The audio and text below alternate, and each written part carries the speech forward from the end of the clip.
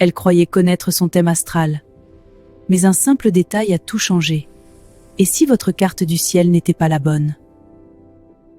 Elle avait déjà consulté plusieurs fois des astrologues, des sites automatiques, des applications, des vidéos.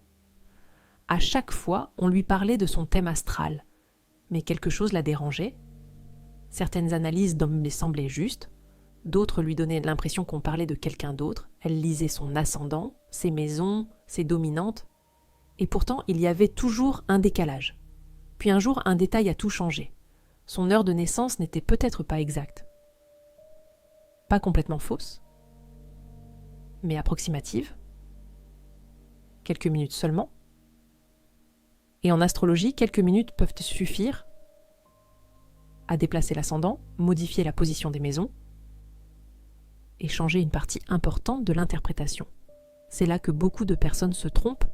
Elles envoient simplement une roue astrologique générée par un site sans vérifier la précision des données. Or, un thème astral repose sur 3 bases essentielles: la date de naissance, l'heure exacte et le lieu de naissance.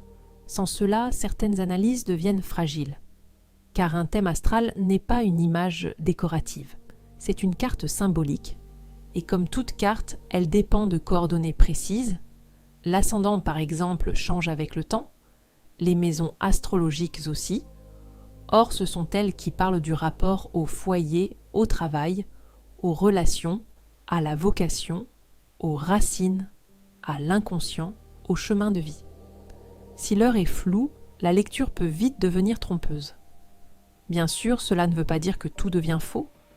Les positions des planètes dans les signes changent moins vite, mais dès qu'on veut aller plus loin, parler des maisons, des axes, des périodes, des dominantes, ou d'une lecture sérieuse à la Morin ou en astrologie classique, la précision devient essentielle. La vraie question n'est donc pas seulement « quel est mon signe ?», la vraie question est « mes données de naissance sont-elles fiables ?» Car parfois, on ne comprend pas son thème, simplement parce qu'on ne lit pas le bon angle de la carte. Sur learnésotérique.com, vous pouvez explorer le thème astral, l'astrologie classique, Morin, Alain de Léo et les bases d'une lecture sérieuse avec méthode et profondeur. Je suis Tina, votre guide d'apprentissage. Et souvenez-vous, un thème astral ne se devine pas. Il se calcule avec précision pour être lu avec intelligence.